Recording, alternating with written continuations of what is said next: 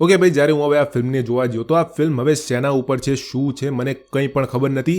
Literally આ ફિલ્મને જોવા માટે મારી અંદર કોઈ પણ જાતની એક્સપેક્ટેશન નથી અને મને બસ એટલી ખબર હતી કે કોઈક તુંબાડના પ્રોડ્યુસર છે જે આ ફિલ્મને બનાવી રહ્યા છે. અને શરૂમાં મને આ ફિલ્મને જોવામાં પણ એટલી બધી મજા નથી આવી રહી, પણ ધીમે ધીમે જે ગાડી છે એ ટ્રેક ઉપર આવી ગઈ. મેં જોઈ ફિલ્મ ક્રેઝી, જે મને સારી તો લાગી, પણ એવું નહીં કહું કે બહુ જ જોરદાર હતી. It was not bad. મને ફિલ્મને જોવામાં મજા આવી. અને ભાઈ હા, આ ફિલ્મની અંદર કંઈક નવું અને કંઈક અલગ તો આપણને જોવા મળે છે. 2017-18માં એક ફિલ્મ આવી હતી અંધાધૂન કરીને. જો એ ફિલ્મ તમને ગમી હોય તો આ ફિલ્મ તમને કદાચ ગમશે. અંધાધૂનની આસપાસ પણ નથી આ ફિલ્મ, પણ મારે રિકમેન્ડ કરવું હોય તો એ ટાઈપની ઓડિયન્સને હું આ ફિલ્મ રિકમેન્ડ કરી શકું છું. એમને કદાચ મજા આવશે આ ફિલ્મને જોવામાં. અને તમને most of the Bollywood movies જોવી નથી ગમતી અને તમને એવું લાગે છે કે most of the Bollywood movies are same અને સિમિલર અને બધી એક જ જેવી ફિલ્મો હોય છે એવું તમને લાગે છે, તો તમે આ ફિલ્મ જોઈ શકો છો. આ ફિલ્મની અંદર કંઈક અલગ ટ્રાય કરવાની કોશિશ આ લોકોએ કરી છે અને એ માઇન્ડસેટથી તમે આ ફિલ્મને જોવા જશો તો તમને આ ફિલ્મ જોવામાં મજા આવશે. ભાઈ મને તો આ ફિલ્મ જોવામાં મજા આવી. બેસિકલી એક ફાધર છે જેની એક ડાઉન સિન્ડ્રોમ વાળી ડોટર છે, જેને કોઈક વ્યક્તિ જે છે એ કિડનેપ કરી લે છે અને પછી એને ફોન કરે છે કે ભાઈ તારી જે આ ડાઉન સિન્ડ્રોમ વાળી છોકરી છે એને મેં કિડનેપ કરી લીધી છે, જો તારે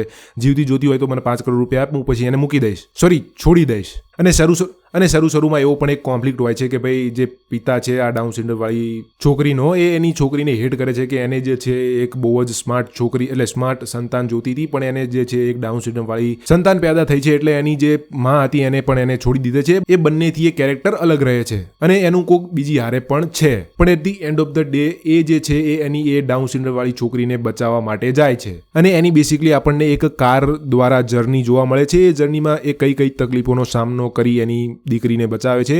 that's what this movie is about. ફિલ્મનું જે ડાયરેક્શન હતું એ બહુ જ સરસ હતું અને ફિલ્મની અંદર જે એક્ટિંગ હતી એ એક્ટિંગ પણ ફિલ્મમાં મને ગમી. અને હા, ફિલ્મનું જે બેકગ્રાઉન્ડ મ્યુઝિક હતું એ પણ મને બહુ જ ગમ્યું, એ પણ બહુ જ સરસ હતું. પણ સૌથી વધારે આ ફિલ્મની અંદર જે વસ્તુ મને ગમી હતી એ વસ્તુ હતી એક સિચ્યુએશન હતી. એ સિચ્યુએશન મને આ ફિલ્મની અંદર સૌથી વધારે ગમી. હવે એ સિચ્યુએશન એવી છે કે આપણું જે આ મેઇન કેરેક્ટર છે, બેસિકલી એક ડોક્ટર છે, એ એક એવી સિચ્યુએશનમાં ભરાઈ ગયો છે જ્યાં એક બાજુ એને ટાયરનું પંચર કરવાનું છે, એક બાજુ એના જુનિયરથી એના દવાખાને કોકનું ઓપરેશન કરાવવાનું છે. એટલે બેસિકલી એક વિડીયો કોલથી એનો જે જુનિયર ડોક્ટર છે એને એ સલાહ આપી રહ્યો છે કે ભાઈ તારે આ રીતે તું ઓપરેશન કરજે. એટલે એક બાજુ એ વિડીયો કોલમાં વાત કરી રહ્યો છે, એક બાજુ એ ટાયરનું પંચર કરી રહ્યો છે. એમાં પણ એક બોલ્ટ હોય છે, ક્યાં ખોવાઈ જાય છે, એ ગોતવા જાય છે અને એ બોલ્ટ કીડીઓના દરમાં પડેલો છે. અને એ બધી વસ્તુ અને એ કેઓસની સિચ્યુએશન જે રીતે બતાવવામાં આવી છે મને બહુ જ ગમી. એ વસ્તુ આ ફિલ્મની મારી સૌથી ફેવરેટ વસ્તુ હતી અને એક બહુ જ સારી ટેન્શન વાળી સિચ્યુએશન આ ફિલ્મની અંદર ક્રિએટ કરવામાં આવી હતી જે મને બહુ જ ગમી. પણ આ આખી એ ફિલ્મ એ જ રીતના ટેન્શનથી નથી ભરેલી. આ ફિલ્મને હું એક બહુ જ સારી ફિલ્મ કહીશ, જેને શરૂમાં તો મને જોવામાં નથી મજા આવી, પણ સેકન્ડ હાફની અંદર મને આ ફિલ્મને જોવામાં ઘણી મજા આવી.